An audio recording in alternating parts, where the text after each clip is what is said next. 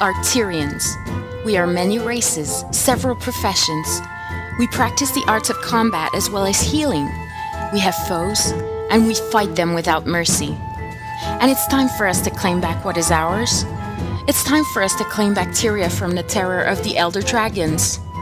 We can't go on living our lives in fear. We have to fight. We have to make a stand. This is our story.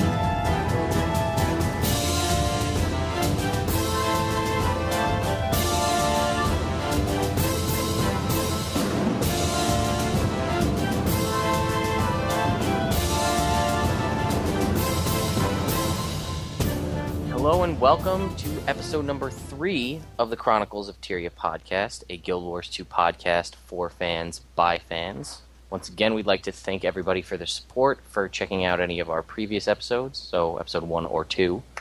If you missed either of those 2 episodes, you can check out our website, CoTPodcast.com, or CoTPodcast on YouTube. If you like what we're doing and you want to see us keep doing it, please subscribe, like our videos, tell your friends, try to get the word out. So, Diint, how are you doing tonight? I am amazing. How are you? I am excited to be doing episode 3 in our 2-a-week podcast. Yes, I am excited to be, I'm excited to be back. That's fair. I had today off work, so as I'm sure you remember, I was bugging everyone. Can we record an episode today? Well, here we are. So, yes. Naveen, how about you? How are you doing? I'm doing great. Even though I'm a little bit tired. Well, yeah, after being up till 3 recording last night. But yeah, but that's okay. I mean, I love doing this. Do it for you guys. Yeah. The listeners, not like Diint and Naveen. We do it for everybody else. I mean, we do it for them too, but I digress. But yes, I'm doing good. Thank you. Sure. So, we don't really have anything else to talk about, so let's get right into it. We're going to start off with the community section. Diint, take it away. I just recently started writing. I guess it's a blog or a column. I don't know. Column sounds more official. Yeah. But about, I guess, the experience that you get of playing Guild Wars 2. Obviously, this is just what I've experienced so far in betas.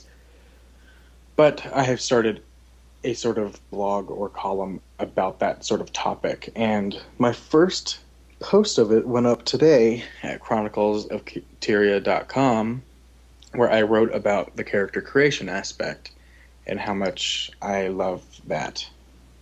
And so, yeah, I touch a bit on about how in-depth Guild Wars 2 goes into their character creation, especially compared to other MMOs. Mm-hmm. Because Guild Wars 1's character creation was kind of limited. Pointless. Bad. Yeah. It wasn't that bad, just limited. I guess some of the hairstyles they had were cool. All 4 I had available to me. And your 7 different faces, maybe? Mm-hmm. Oh, and character height. That's a big one. Yeah. Come on, you had skin tone and the hair color. No? Sorta. Yeah, and without spending money, you couldn't make a character in a different campaign look like a character from another campaign. Hmm. You know? Yeah, but it's kind of anyway if you own all of the campaigns.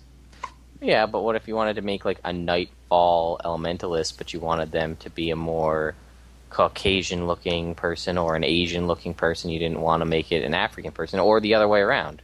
Then make a Canthan Elementalist and take them over to Nightfall. But you want to play all the way to Kying Center just to go to Nightfall? You're already 20, you can't enjoy the low-level stuff. Well, we all make sacrifices. All right.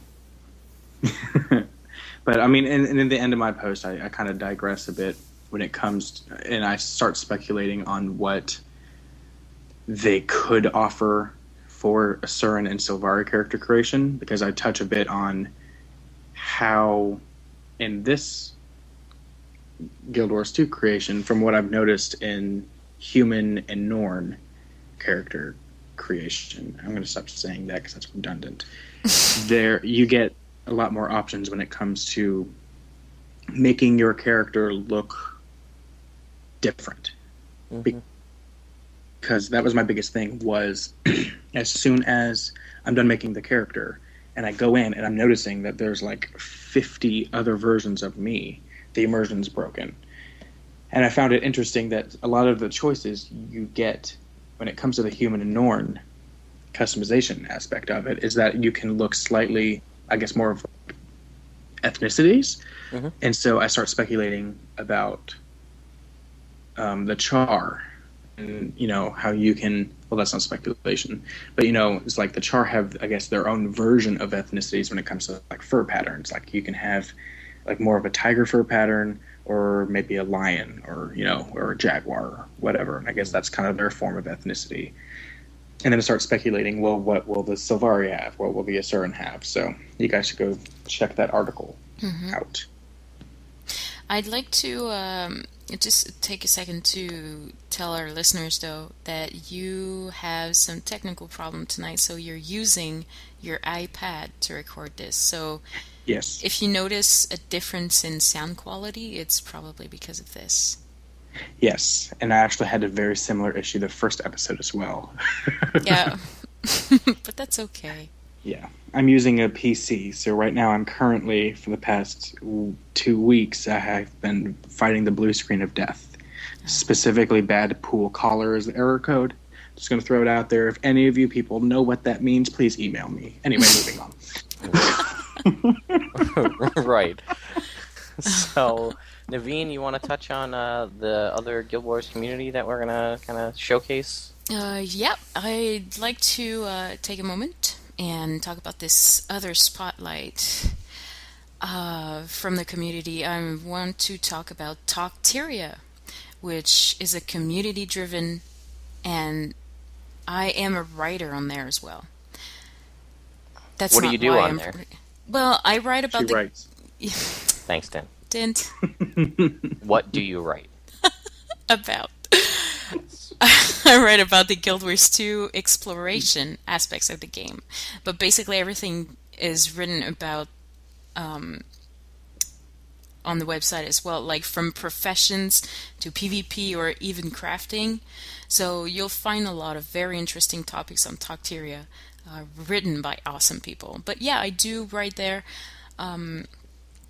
about the exploration aspects. So New Crichton, jumping puzzles, all those things in the future I'll be writing about. Like I said before, they are community driven, so they promote cross promoting. So be sure to find them on talkteria.net. It's not .com, it's .net. If you would want to become a writer within the Guild Wars 2 community, you can always join their crew. Right now the recruitment status is closed, but you can always submit a guest article about the topic that you like, as long as it's Guild Wars 2 related. Or you could head on over to Chronicles of Tyria and start writing there, and you might get a guest spot on that. Shameless plug. Yeah, Chronicles of Tyria, but the COT forums too. Join the forums. You'll get a chance to have guest posts. But back to Talkteria. My bad. They also have a guild called Diint, and the recruitment is open. So if you're guildless and you want to be part of a great one, just hit them up. If you visit the website, you'll see that they have multiple links that you can visit, all Guild Wars 1 and Guild Wars 2 related. So if you're looking for information about the game, you'll probably find something on Talkteria as well. Also, they have they do contests very often, where everyone in the community can participate, and they have great prizes. Like last time, it was beta codes, so it's really worth giving them a visit if you wish to be part of a great community. So head on over to talkteria.net. All right. Woo! Thanks, Naveen. I guess we should throw it out there, too, that Chronicles of Tyria is a guild in Guild Wars 1 and Guild Wars 2. I think we may have mentioned this before, but we're open for recruitment if you guys want to join. We're not really recruiting. If you want to join, just let us know and we'll invite you. Yeah, but you have to be part of the forums, though. Be part of the Yes. community. Don't Yes. just join because you heard the podcast. Right. Participate into the community. Yes, you should join the forums and then tell us on there you want to invite. Send us your in-game name. We'll invite you. Yep. So the last piece we have in our community section is for our question and answer, and it's kind of more of a comment and discussion this time around. From Jalinar, you might recognize his name from last time. He brought us some information about the Asura. And he wrote, if an Asura is far from Radasum, but still needs a team to complete a certain goal, he can recruit other races and still call his group a crew. Mm-hmm. For Asura, a crew is simply a group of people united towards a single goal and then disbanded. And it's rewind. It's explained in Ghost of Ascalon right off the bat, because the main character Dougal is part of a crew, because it's the Asura that hired him in the first place, along with a Norn and a Sylvari, to go get the Golem's Eye. Right, and actually, if you think about it, and it may be referred to this because I haven't read Edge of Destiny in a while, but I'm sure Zoja probably thinks that Destiny's Edge is her crew, even though it looks like Logan's kind of the leader. Right. So, but that's... Because Logan has to be in charge of everything. Well, yeah, I mean, we all played humans in the beta, so he was in charge of pretty much everything we did. But... He's still a jerk. Yeah. Oh, come on. Alright. It depends on what story you played, because I think if you play a noble, he kind of sounds like a pompous jerk. Or a douche. Yeah. I don't. Yeah. I haven't played a noble, so I can't say that he is a D word. Diint. Shameful. But- Not on me. I But love Logan Thackeray. Come on. What is it with you liking all the jerks? My husband's not a jerk. Ronan. Naveen the I'm jerk. talking about Guild Wars. Yeah, Naveen the jerk. You like Ronan. No, Rurik, Rurik. That's what I meant. Rurik, You like Koss. Koss. and now Logan. Oh, Logan. You guys are just haters. Mm. Anyways, moving on. Right, so one of the next pieces he mentioned is one of the most influential members of the Inquest is named Kudu, and that was Snaf's first apprentice before Zoja. Snaf, if you read Edge of Destiny, he's mentioned in there, he's Zoja's master. Well, she's an apprentice. He travels the world and steals powerful artifacts and inventions from other races for the purpose of the Inquest. Are you playing with And- a pen? No. It's actually a screwdriver. My bad. Sorry. That's all right. I didn't realize it was that loud.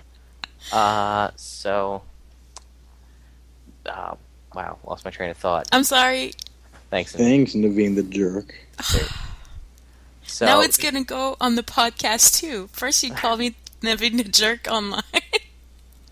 well, we can always cut this part out. Yay So, for editing. yeah.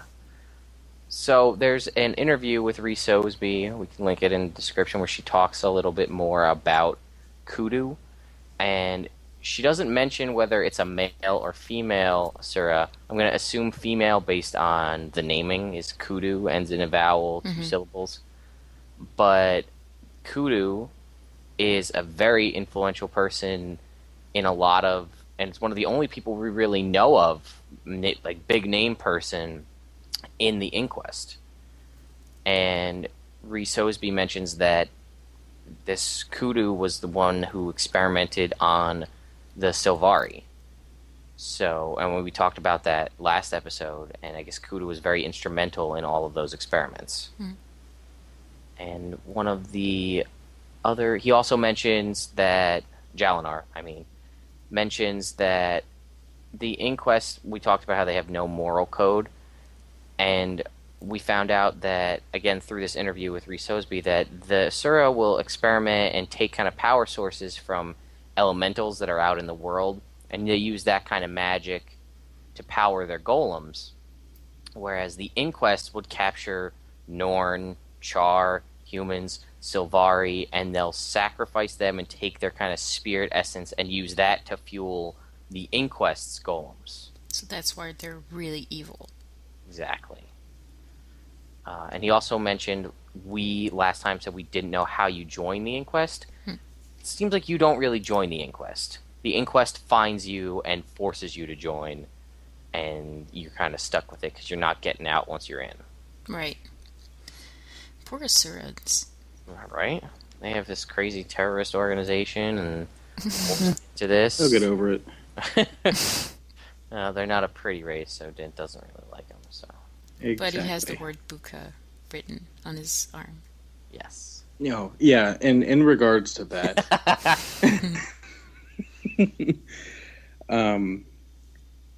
shame on you for not knowing that I'm loud. Because I'm a very loud individual. Yeah, but I mean, not with me. Well, that's because you're like the site owner, and I can't be loud with you because I fear you're going to kick me out of everything.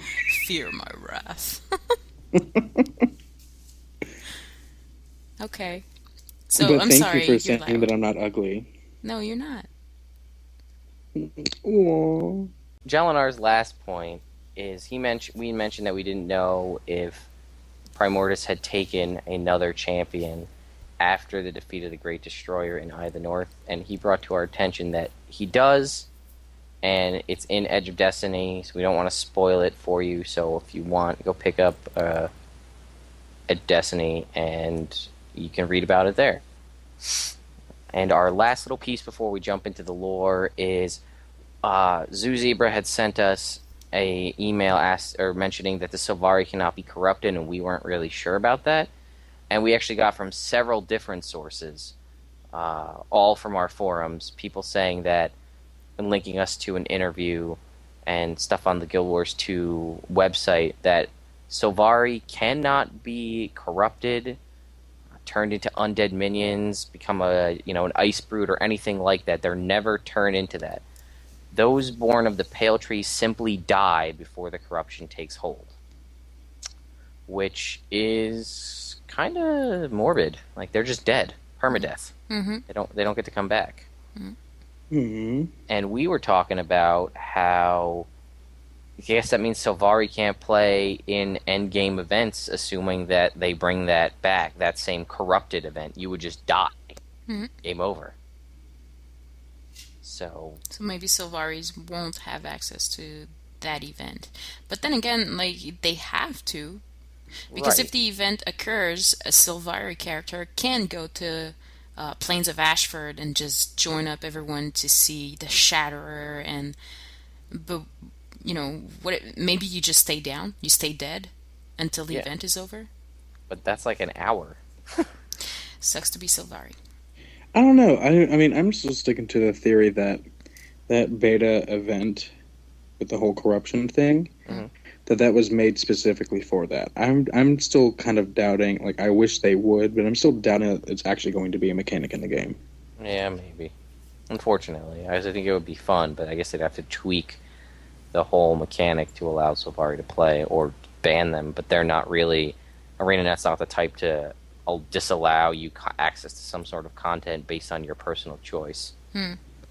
So right, like my personal choice is to not have parents, but I guess I can't find my sister's body either.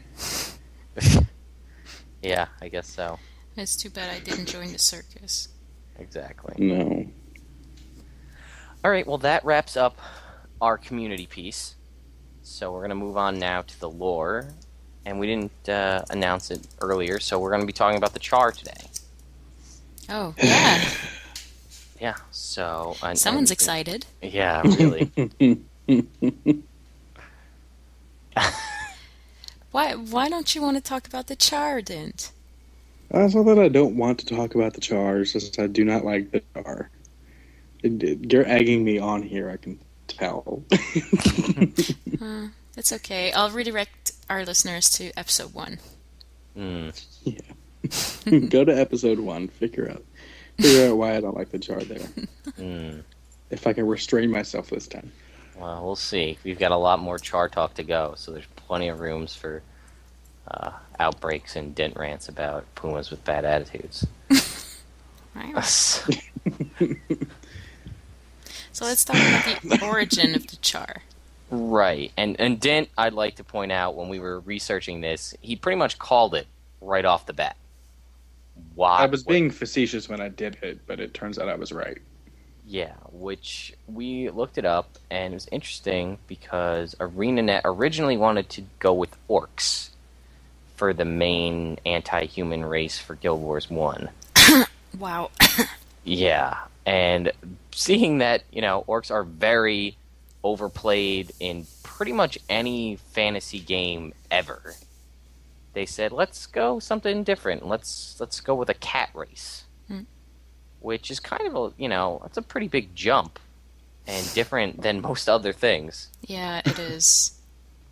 So they kind of based this off of humans have a natural fear of, big cats like lions and tigers, and cheetahs, and panthers, exactly. So they started working on this, and eventually they kind of came up with this design, and it wasn't scary at all. It was like a big, cute cat. I guess you'd feel like you're playing in a MMO that's based off of an anime. Yeah, exactly. Inuyasha Wars, too. Now we'll see more Japanese games, Japanese name into the games. Yeah, exactly. Great. So they decided, let's make it not cute and childish, so let's give him horns. And that was about it. Oh, and 2 sets of ears. Right. I never really noticed that they had 2 sets of ears until I read Ghost of Ascalon. I don't think I noticed till I made a Charr character in one of the betas. I didn't make one. Oopsie. The next part, after we kind of did their origin, now we'll go into the physiology / what they kind of look like. I think most people know because everybody played Guild Wars 1. Well, not everybody, but people played Guild Wars 1. You see them in all the trailers and things for Guild Wars 2. But, Naveen, you want to talk about their appearance? I would ask Diint, but we already know his feelings on it, so we don't want to spark his anti-Charr rage. Probably for the best. Yeah. Aww. Well, most of everyone know what they look like, but for those who just started to play Guild Wars or are going to play Guild Wars 2 and have not set a foot in Guild Wars 1, here's a little bit of a description about the Charr. Well, the Charr, they look like what Lag said. They're feline-like humanoids. So they're basically a giant cat that I'd say they'd resemble a human because of their facial expressions. But other than that, they're really feline-like. And they're taller than a human, shorter than a Norn, and they're hunchback.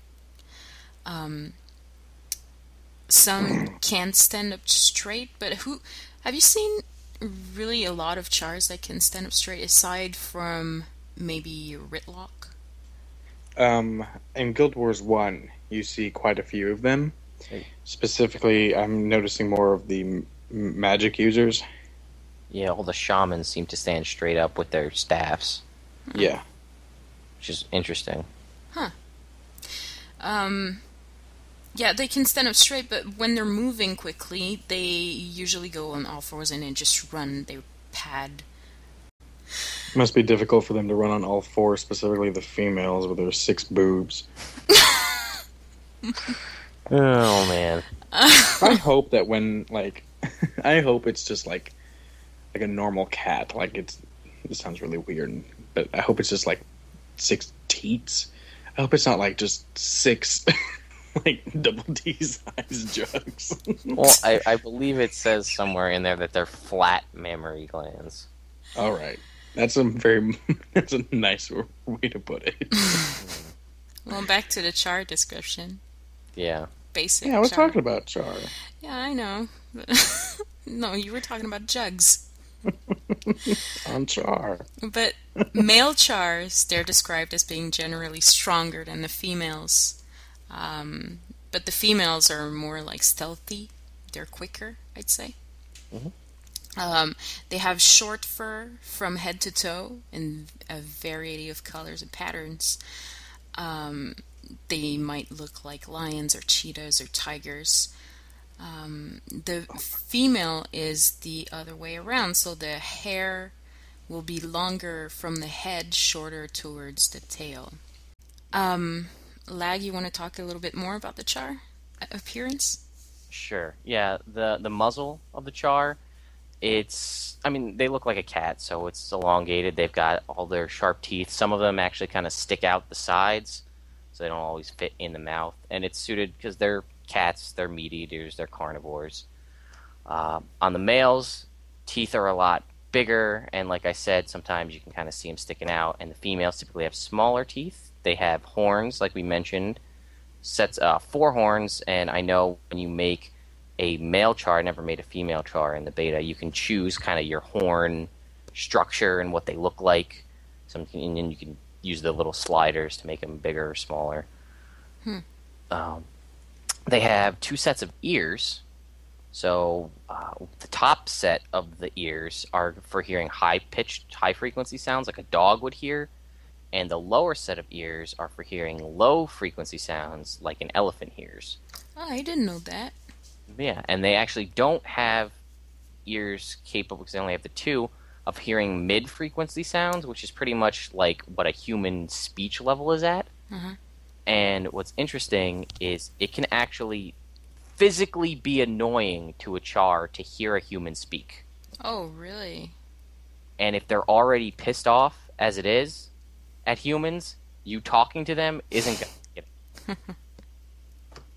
So when I go up to one and I just spat off a bunch of racial slurs at them because I don't like them, it's probably not going to end well. No. Not only are you insulting them, but you are physically causing them discomfort. Well, I'm fine with that. Oh, okay. Well, there you go. Again, they're like a cat, so they've got the retractable kind of claws that they can use as weapons, but you can't actually use them as weapons in Guild Wars 2. But they're there, lore-wise anyway. Charr cubs are born covered in fur, and their eyes are already open, and their limbs are actually functional when they're born, which is different from most mammals. And within a few days, they're able to follow their mothers over harsh terrain. They eat meat within a month of birth, and they become fully independent a few months later. And for being a feline race, they actually mature at the same rate as humans. So that's our piece on what the Charr physiology. So now we'll move on to Charr culture. Anybody else want to take Charr culture? I'll take part of it. All right, have at it. The Charr are very military-based when it comes to their whole society and technology, and as well as their relationships. And they are very focused on supporting war, basically kind of like conservatives for America, which is another reason why I don't like them. Oh, there you go. We're beginning to understand a few things. Finding the root of the problem. But when it comes to like non-military type things, like farming or any sort of like bartering or trading, things like that, that's normally left for like the young ones, the retired, or even like the injured or things like that. Weakness and foolishness from other individuals are normally viewed with particular contempt. Some of such acts can result in a Charr becoming a gladium, or in a worst case, the Charr's name being struck from the race's history. And speaking of the gladium, that's what I'm going to stick with. A gladium is a Charr who has lost their war band, which are kind of like their little troops. Well, they're not little. They're actually like fairly... They're little troops. I think it's actually their Jolly Charrs. family. Actually, it's what they kind of make their new family. Oh, is that what they call their family? Is a war band? Well, if you know how like you get a name like Pyre Fierce Shot, The last part of the name, the first name is whatever their first name is, and the fierce part of his name, or Brim for Ritlock, is their warband name. Oh. So Pyre was part of the fierce warband, and that last piece is kind of added in what kind of role you typically play, and he was a ranger, so fierce shot. And, Ritlock was this big, tough warrior, like a stone, Brim stone. Awesome. Okay. That's actually kind of neat. So that's, if you want to make a Charr, there's Charr name generators and things out there, but you figure out what your warband name is and what kind of role you want to play, and that gets your last name, and then you just got to come up with your first name. Yeah. A Gladium... What was I saying? Gladium. Gladium is, like I said, is someone who... a Charlie that's lost their warband or, like, their family. And, it's basically the lowest rank in Charr society. It's the lowest rank in Charr society. And I think it's actually one of the decisions you can make, because there's one of the things for the Charr is what your sire is, so your father. And one of them is your father was a Gladium, which means, like, you're a lower rank in society. And, like, Right. one of the options is, like, your father was, like, a high-ranking military officer. So then, like, you deal with a whole different personal story because you're respected because your father was. But if he's a Gladium, then you're kind of treated as scum. Right. I read somewhere online that when it comes to the 3 options that you're given in character creation, one of them lets you... No, 2 of them lets you find your father, and actually meet him. The other one, he's dead. I think the War Hero one is that I think he may be dead. Okay, I can't remember which one it was. I think the other option we didn't talk on was he was part of the Flame Legion. Oh, awkward. And you kind of were like, no, that's wrong, and you kind of like disowned your own father. There are very few occasions where 2 Charr will mate for life, but more often than not, a Charr, their relationships tend to be more casual. I guess more Craigslist friendly. If you want to put it that way. Charr's list. Charr's list. Oh, that's amazing. Can we come up with that parody site? Can someone do that, please? Charr's list. We can try and work on it. It'd be a bulletin board. Wants to do it? We think that would be hilarious. Yes. And, like, looking for work would be, like, bounties and missions and stuff. Okay, so... Families are recognized? Families are recognized, but adult Charr have very little contact with their parents or offspring. They sometimes keep tabs on each other for various different events that could reflect back on the family's reputation, like we were just talking about, where, your father was a war hero, so that looks good on you, but normally you don't really associate with your maternal, paternal family, your actual bloodline parents. Your warband, like we said, is your family. So as soon as a cub is weaned, they enter the Farrar, I think it's pronounced, I'm not sure, of one of their parents' legion. And the Farrar is the cub's first warband, and they're trained as a military unit under the supervision of other adult Charr within the legion.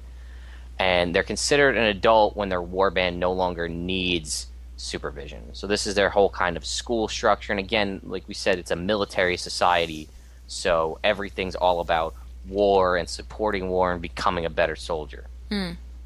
So they're taught to unify and define their own social structure, and their warband, and like we mentioned, is part of their name. It's all, your warband is your family, and you want to do right by them, and if one of them were to die, it's going to be like a big deal. It's a whole kind of brothers in arms kind of a thing that people in the military deal with. So again, like we said, the ancestry of your parents and everything like that is important, and it is acknowledged. And I think it's more so if your parents were very high and like highly honored in the military, or very, very low and like a gladium. But like if you're kind of in that middle area, then I don't really think it matters, and your parents doesn't really matter in your day-to-day life. Right. So some Charrs do leave or change warbands, but usually that's not the case because you kind of build this bond with your current warband. So changing a warband, you also change your name, or you would have to change your name if you want to kind of fit in with everybody. Otherwise, you kind of be a social outcast. Right. So, oh, what's up, Naveen? No, I was just going to say, wouldn't that be frowned upon? Like, it's just, if you were part of, a big team and for several years and you just decide to leave. Mm-hmm. Like, and they're really based on military aspects, to me, it's like you have, you're in the army and you have your team and you just leave them for another team. It's, I don't know. Yeah, right, I would find that very seldomly happening because, I mean, no matter how it is that you left, whether you willingly left and wanted to go to another warband, or you were kicked from your current warband and was trying to go to another one, either way, I'm thinking that would end up having you as a gladium. Yeah, and I mean, if you before another warband were to willingly accept you in.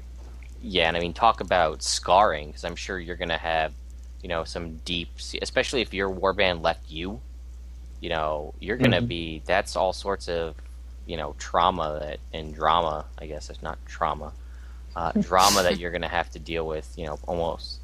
You're just going to, your whole life just got turned upside down. Your family basically disowned you, and like I said, I personally don't believe that happens very often.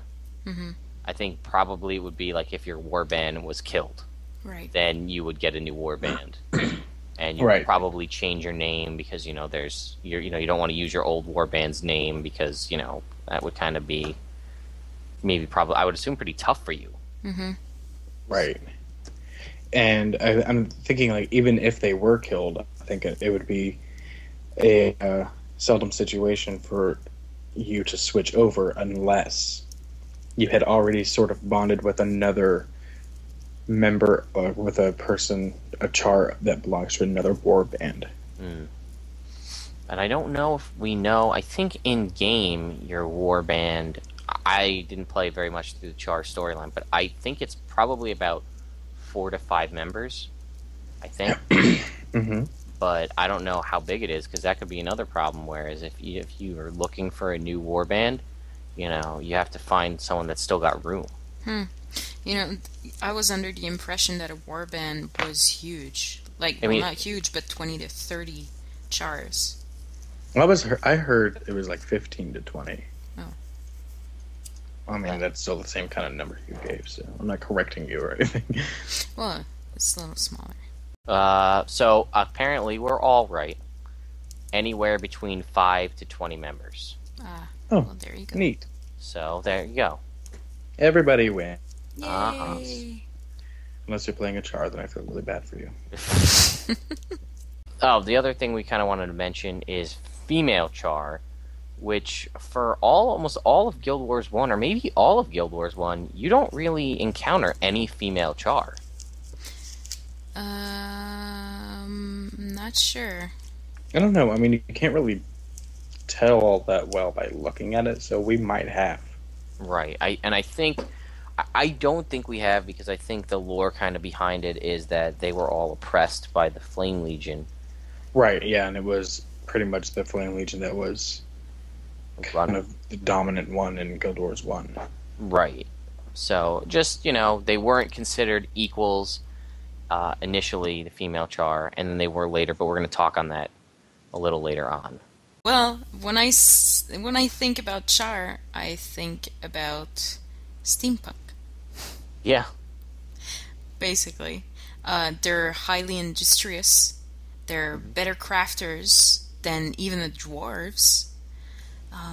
They're renowned for their impressive military technology. Right, yeah, they make, I think it's the lore-wise that they made most of the siege weapons, like the catapults, and they are the ones that built, I think, the airships that we see in the release date trailer and some of the other trailers. Well, that would make sense, because, military-wise, I think if the Asura would build a ship, it would be very purpley and shiny. Yeah. back to the Charr technology, they do a lot of clockwork, and they're recognized for it. They have the finest clockwork and spring-driven devices in Tyria. And their development in technology eventually led to the printing press. So they which in turn propagated the widespread use of the New Crichton language. So all the books and stuff, the printing, they would be specialized in that. And I found that very interesting because I am in love with the New Crichton language, and I found this this piece of information very interesting. When I think about Charr and technology, I also think Siege Devourer in Guild Wars 1. Yeah, and that was actually not technology. That was like a bug. Well, I mean, you could get into it and drive it. Yeah. And fight with it. Yeah, I really like that. I always thought that was fun. Yeah, me too. I only liked it because it did a lot of damage. Yeah, you take out Molotov Rocktail in the Dalida up down lands. Yeah, I love quickly. that one. Yeah. So I guess the next piece is, because I forgot to take this one piece out of our little outline here, is the religion. Alright, well, basically the Charr have no gods anymore. And they never really had gods per se, because it was all about the Flame Legion looking for ways to get other power to fight the humans. And again, this ties into the history piece we're going to get to a little later on. But they originally worshipped the Titans, and then eventually the Destroyers. But now the Charr have no gods. At least the Charr that you can play as, the Iron Legion, Ash Legion, Blood Legion. And, you know, they think that it actually makes you weaker, relying on some kind of greater power, like the humans believing in the six gods and the Norn and their spirits. And they do acknowledge that other people have that belief system, but they don't think that any gods are worthy of any kind of worship. So, and I'm sure if you were to kind of bring up the time when they did worship gods, that you probably wouldn't want to do that, especially if you're a human. Your voice already annoys them. This is basically what Diint would do to piss off the Charr. It would be like, hey, remember when you guys worship the Titans, huh? How about that? And Charr smash. How about them Destroyers, eh? Here. So that's like I said, short, not a lot on their religion. So next is going to be the Flame Legion. So this Diint wanted this, so have at it, Diint. Yeah. When it comes to the Flame Legion, it was I mean, as far as I know, the other legions still existed during Guild Wars 1. Mm-hmm. But it was pretty much the Flame Legion that we really dealt with in Guild Wars 1 when we were fighting against the Charr. Yeah. Yeah. This legion, I guess this ties in rather well with their religion, but they rely heavily on magic, definitely more so than the other legions. They are basically religious zealots, and out of the other races, I guess the most skilled in magic, which I guess would make sense for them relying on it more so than the other ones. Like I said, they were the dominant Charr culture, I guess is a better way of putting it. But now, since the trend of being atheist kind of caught on to the other legions, the Flame Legions, still having a religious system, have now become outcast or exiled from the Charr community. However, since they got their new god, Caher and Balefire, the Flame Legion, who were once outcast, are now actually powerful enough, and if you played during the stress test, I'm sure you've caught on to this, not the stress test, but betas, that they're actually powerful enough to challenge the other legions now, all at once. So they've gotten some new tricks up their sleeve, and now, since basically they're learning from their mistakes from the past 250 years. Yeah. It's about time. They actually have a plan to, I guess, once again, be the dominant Charr culture when it comes to the entire Charr race. And I'm thinking, since it was the Flame Legion that we dealt with in Guild Wars 1, I'm thinking, why don't they just do another searing? Well, I don't know what happened to the Cauldron of Cataclysm, which is what they used to do the searing in the first place. Mm-hmm. And they got that from the Titans, I believe, originally. Okay. So that's where that came from. But I don't know what happened to it. So that's probably why they haven't done another searing. Or maybe it was just a one-shot. Like it was a one-off. You used the Cauldron, now it's done. Congratulations. Yeah.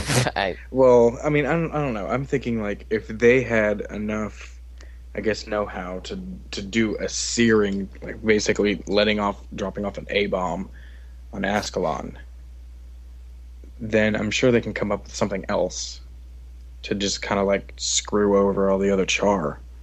Yeah. And then they could just kind of like build it up from there. I mean, well, I guess it kind of worked for them since they took over Ascalon again for Guild Wars 2. Yeah. No, I mean, it would be interesting. I would be surprised if at least that's one of, like, the Charr missions where it's stop, the Flame Legion from getting X artifact, or they're going to perform some sort of ritual that will have, big ramifications in the Charr community. You got to prevent them from doing it. Right. I don't know. Yeah. I mean, that's basically... Go ahead. I was going to say, why not? I mean, you're right. Try to do it again. I mean, it sort of worked out for you the first time. Except for the people who probably triggered it, because, I mean, they seemed kind of close to the blast zone, so they probably didn't turn out very well, which is probably what happened to the Cauldron. Yeah. But, I mean, that's all I got on Flame Legion. Someone wants to take government. Veen, you want to talk about the government? I mean, we kind of already touched on most of this when we described their culture. Well, the government side of the Charr, I mean, it's all... Yeah, you're right, we discussed about it. It's built around military chain of command. And there are 4 legions, the Flame, Iron, Ash, and Blood. And each legion has a Primus warband, which a legion is named after, and you explained that before. Yeah, all 4 legions are independent of one another, maintaining their own lands and strongholds. In Guild Wars 2, the Black Citadel is the homeland of the Iron Legion. Charr military structure is based heavily on the Roman Empire military structure. Have you seen any example of that lag in game?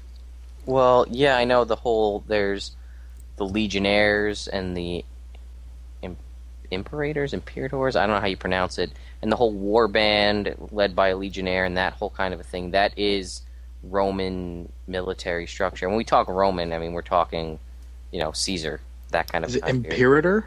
It's probably Imperator.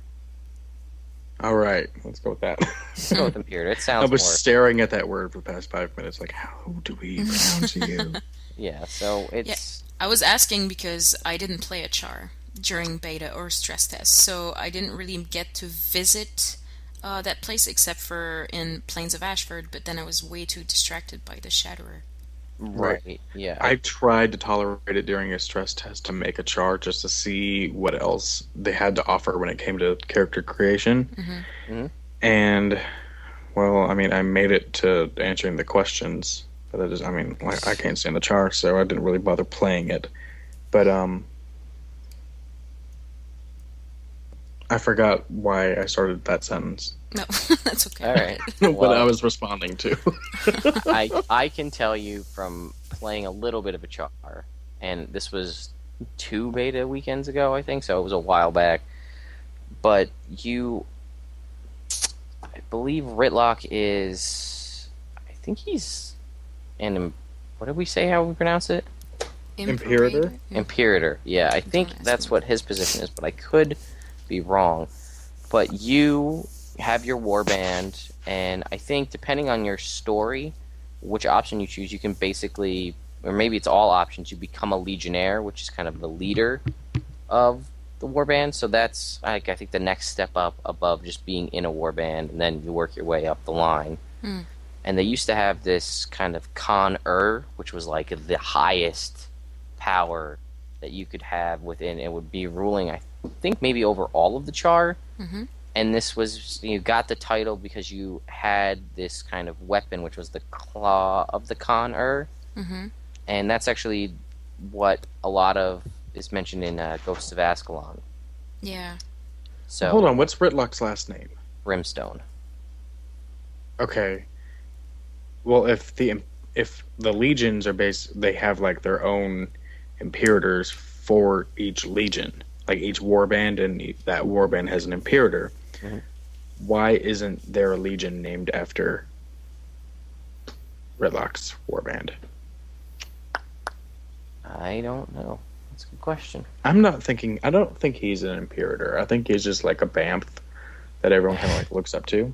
That's probably true. I mean, or maybe he's the current imperator, because I mean the Iron, the Blood, the Flame, and the Ash legions have been around for hundreds of years.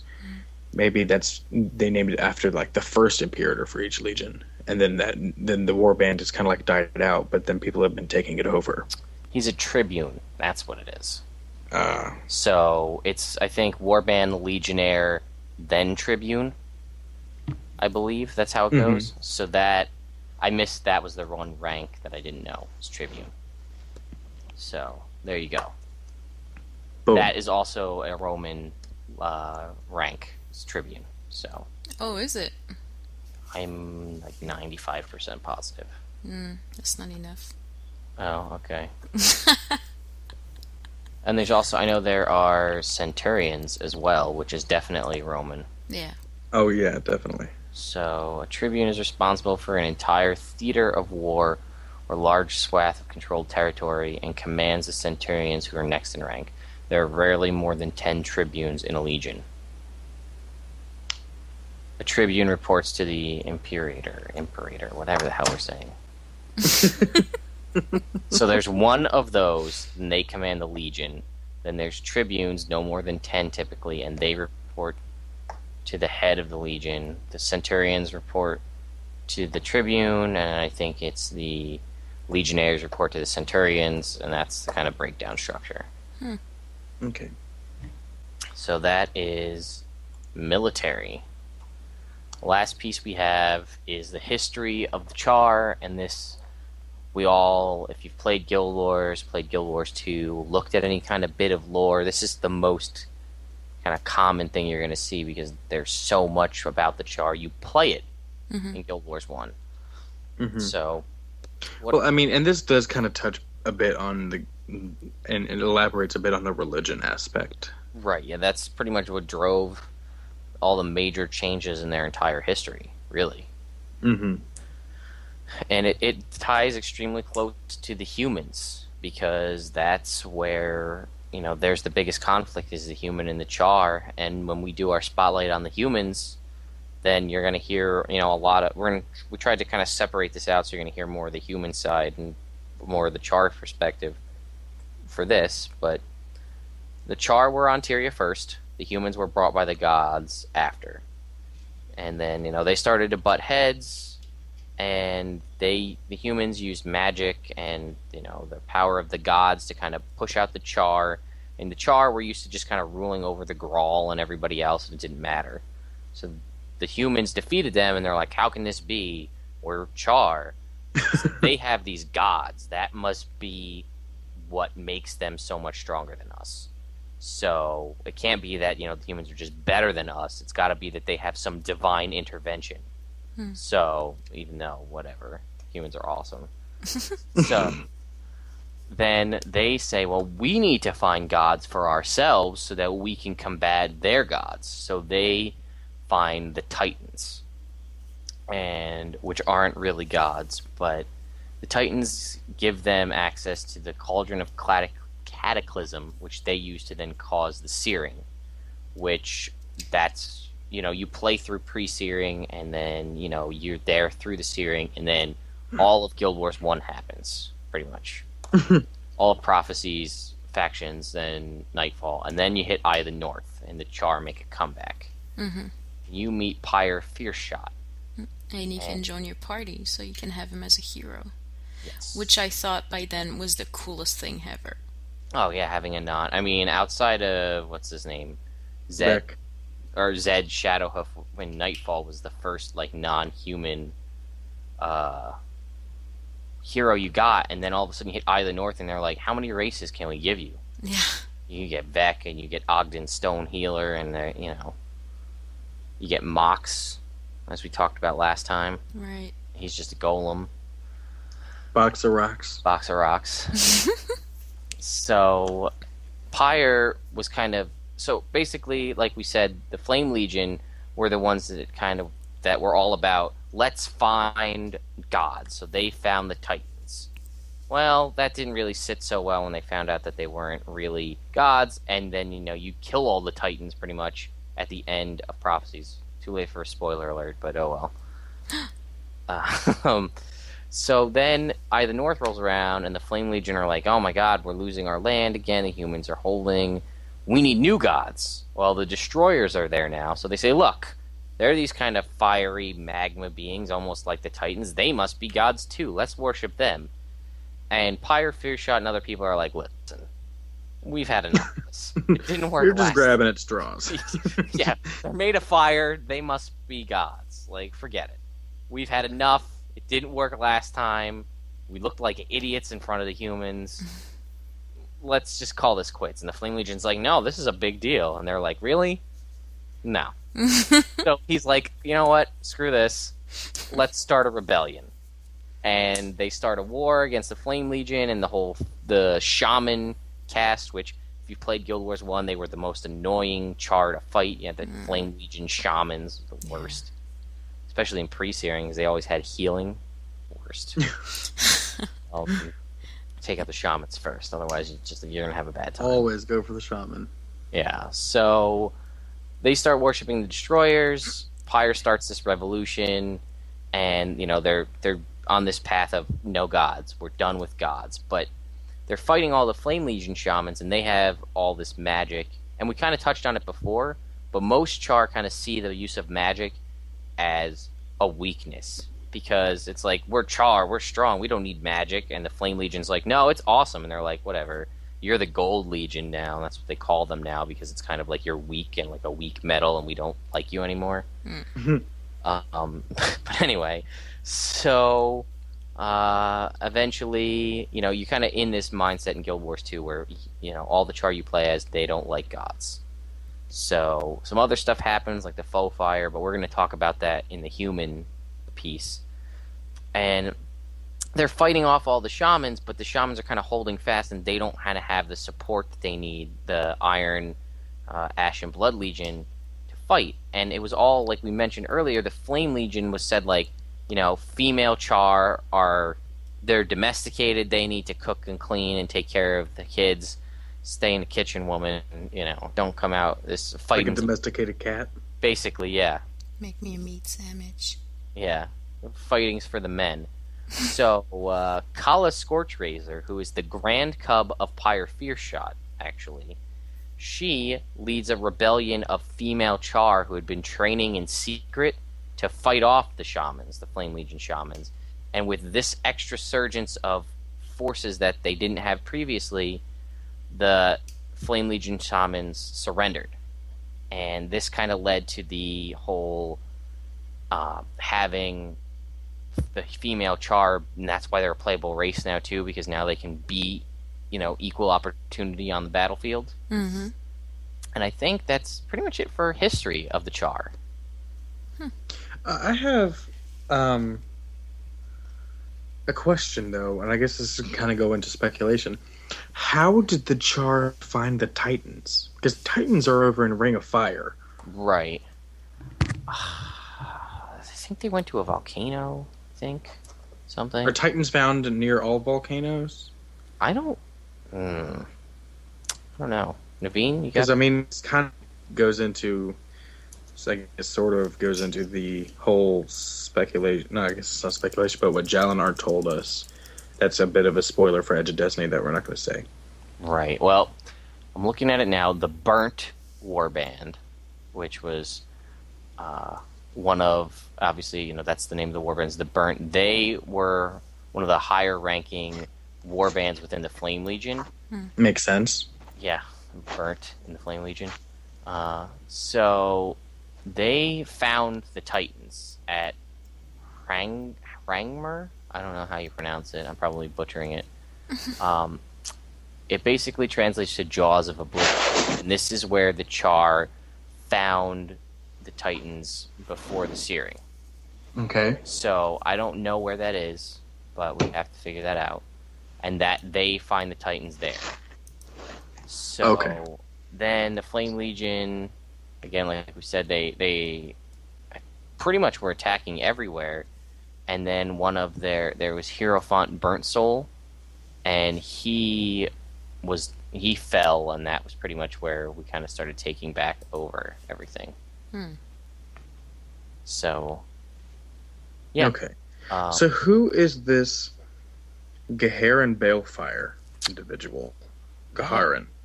I actually don't know too much about him. I know he's their new kind of god that they...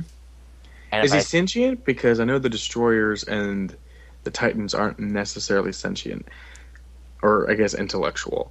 Is Gaharin Balefire an intellectual? Because so far what I'm noticing with the Flame Legion has decided to worship have been just kind of like dumb.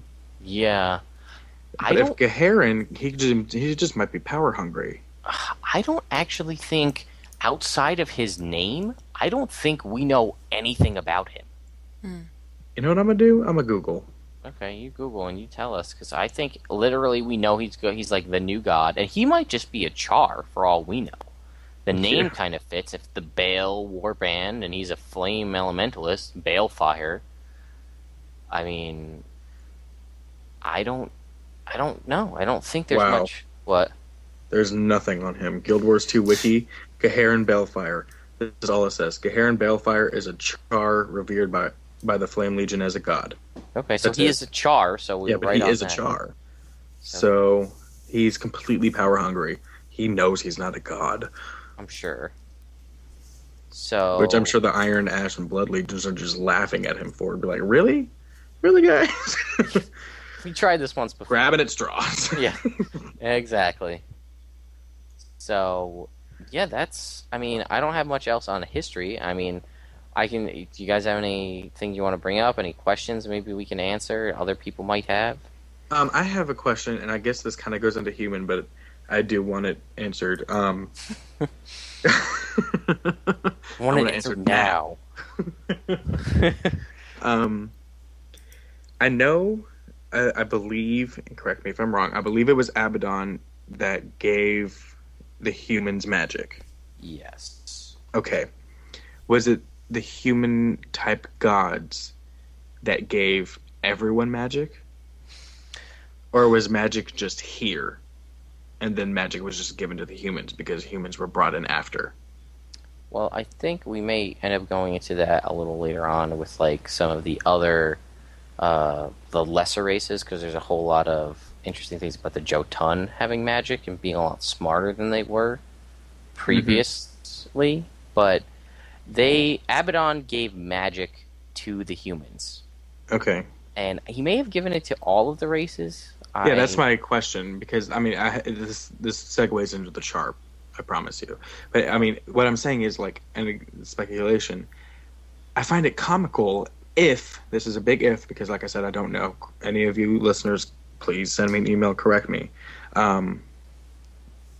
If any of the 6 gods are the reason why the Charr have magic, don't you find it comical that the Charr are just grabbing at straws, trying to pick and choose any sort of god that they can find to combat the gods that gave them magic? Yeah. I'm gonna hopefully go out on a limb here, and again, I feel bad because we always have so many open-ended questions at the end of this, but I don't feel bad because that gives listeners an excuse to talk to us. Also true. So let's say that Abaddon gave the humans limitless magic, basically. Okay. And it caused a ridiculous amount of fighting between all of the different human kind of factions. I think that may even be where the Guild Wars were. I could be wrong on that. Wooden Potatoes, check him out. All the answers to all these questions. He's the lore master. Yes, he is the lore master. Also probably does more research than we do. So, but anyway, someone, and I can't remember the guy's name. I think it was King Doric, maybe? Sounds about right. I don't know.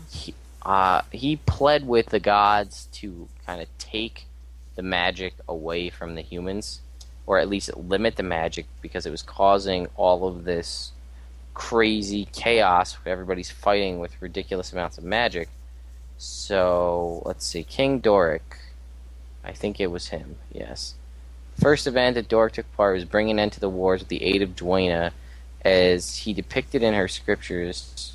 He was the guy that went to the gods and plead for them to limit the magic, and then this caused the gods to then make the 5 bloodstones, and they sealed all the magic in the bloodstones, and then scattered them everywhere. But this way, a limited amount of magic came into the world, and that was elementalist magic, necromancer magic. I mean, this is Guild Wars 1, so you had monk magic and that kind of thing. So, that, I don't believe that they gave it to the Charr, but, it would be hilarious if they did. Alright, yeah, that was my only... Naveen, how about you? I don't have any questions.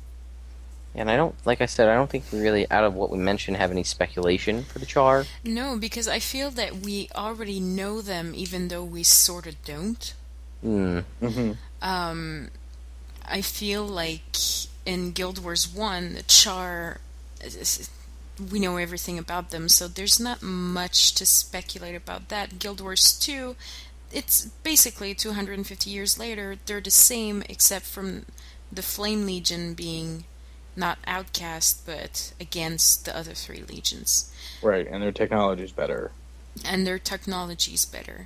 You understand a little bit more about their military, but I mean, as far as questions, no, not really. I guess this will come when, later during the game, when I actually create a Charr and go into story mode. I'll probably be at some point, and then I'll talk about it on a podcast.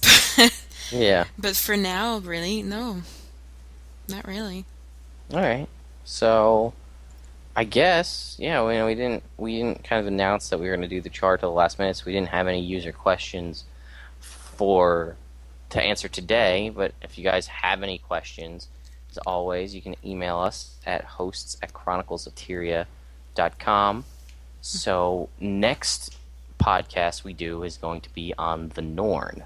Yep. So, if you have any questions you want to proactively send us about the Norn, or questions that you have about the Charr, or things you want to tell us that we did wrong about the Charr, or whatever, or, give us some insight on any of the questions that we had, again, hosts@chroniclesoftyria.com. That's hosts, plural. So, I think we're pretty much going to wrap it up here. Yep. And so, I'd just like to add to our listeners, we're going to have a very special guest on our next podcast, but... Hopefully it's the next. Yes, it will be the next. It will be the next. Okay, cool. But we won't tell who it is. Yes, if you're a fan of Guild Wars and Guild Wars community out there, this will be someone that you know very well. So speculate. Yes. Before we totally end, I know we didn't have much time since it's only been a day, but on the topic of synergetics versus synergetics that we talked about with the Asura yesterday, we got 2 votes for synergetics, 1 vote that was undecided. And there's 1 vote that says synergetic. That's my vote. Okay. Well, actually, if you count me, that's 3 for synergetics. Damn.